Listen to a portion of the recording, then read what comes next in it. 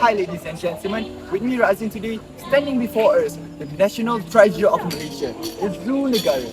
As we all know, Malaysia is a rainforest country, so we have a lot of climate and we do have a lot of animal species. But sadly ladies and gentlemen, there's a lot of endangered species that all of us need to pay attention to. Let's discuss the challenges, the reasons, and all the things that are related to this endangered species in our video, Endangered Species in Biodiversity Malaysia. So, ladies and gentlemen, join us, ladies and gentlemen. Welcome to Orang Utan.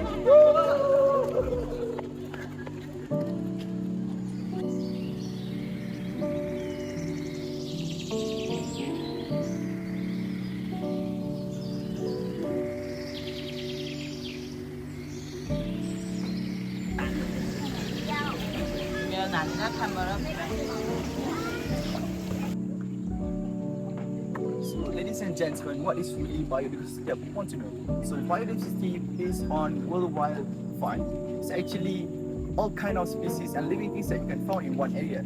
The microorganisms, the animals, the plants, and everything that we need in the ecosystem work together and to maintain the balance between each other. That's what biodiversity is. So now, here we are with one of the most endangered species in the world.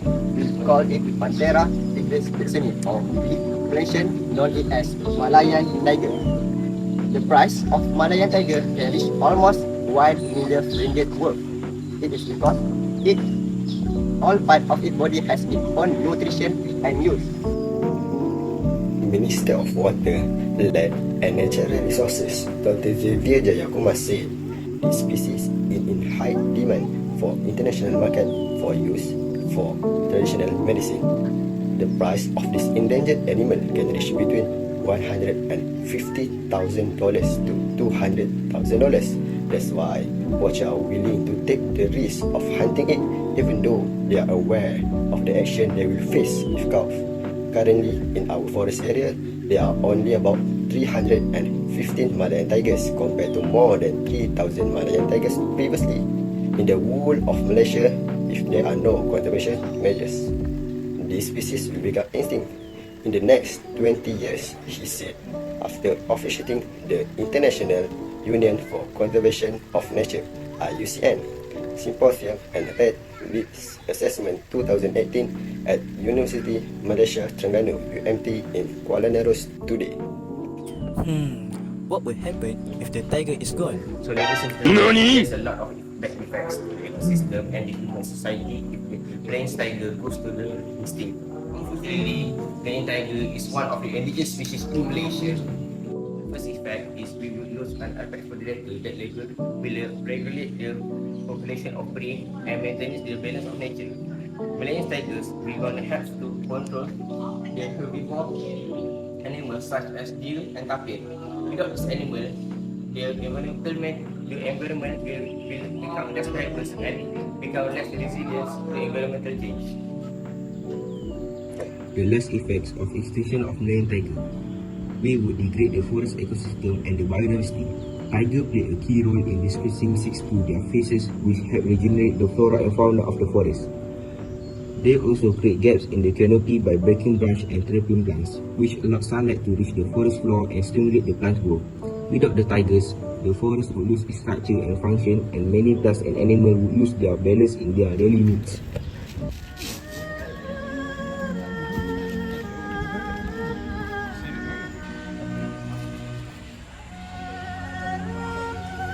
Wow!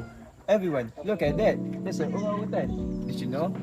Orang Utan Sumatra or Sumatran Orang Utan, or also named as Pongo Eboli, one of the largest tree living primate in the world.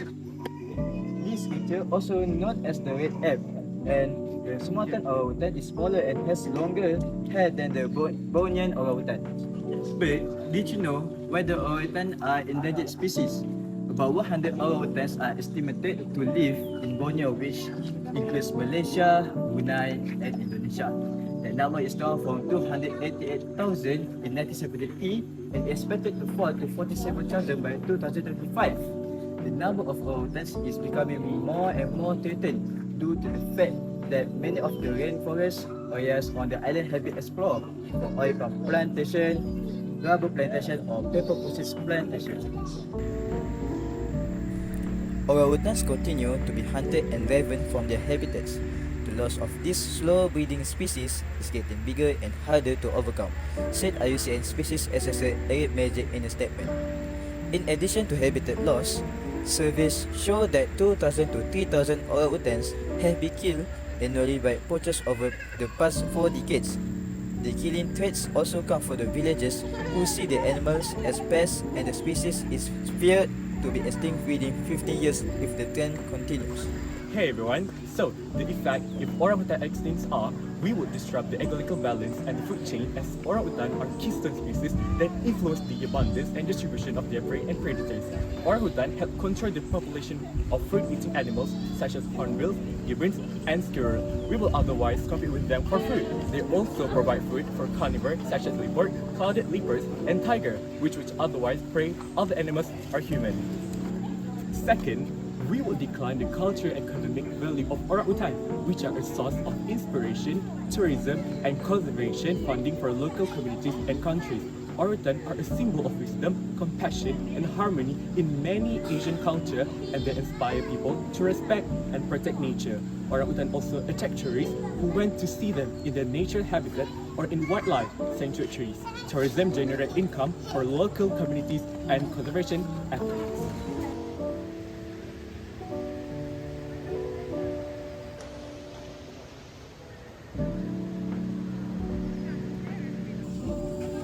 Wow!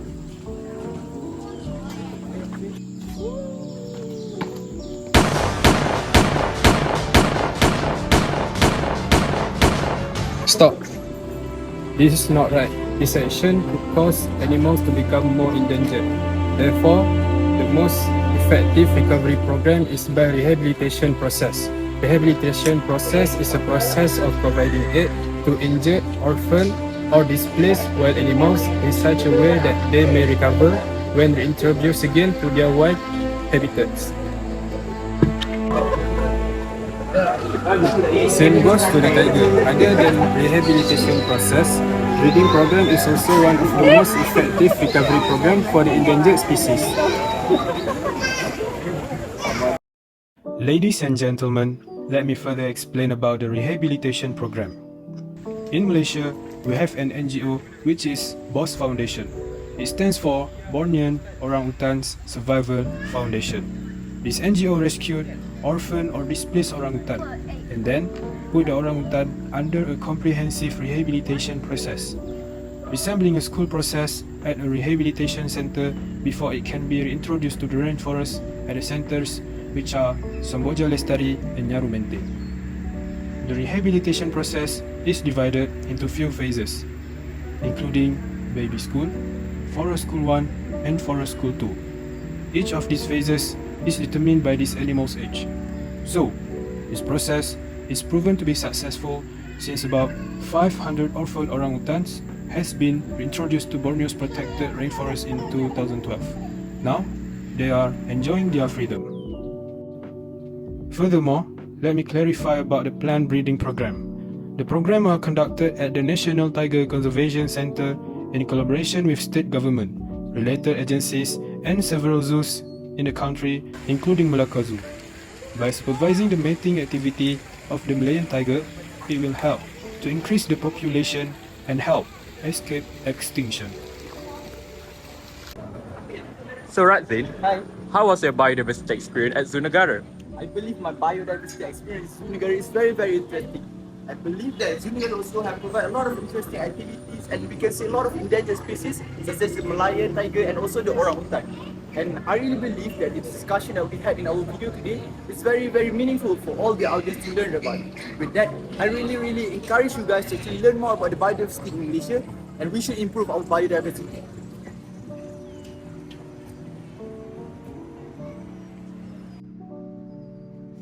Hi everyone. Last but not least, it's me Nashed.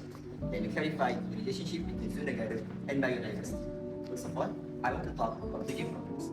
Zoo Negaras often participate in managing breeding programs such as SSP, Species Survival Plans, or Conservation Breeding Programs.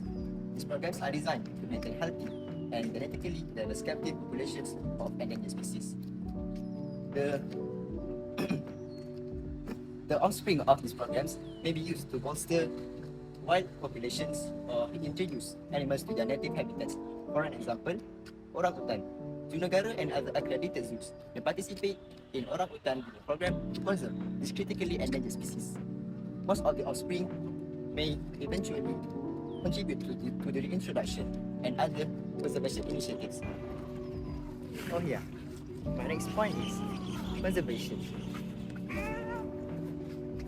The main goal of many zoos, including zoo negara, is to participate in conservation efforts to protect endangered species.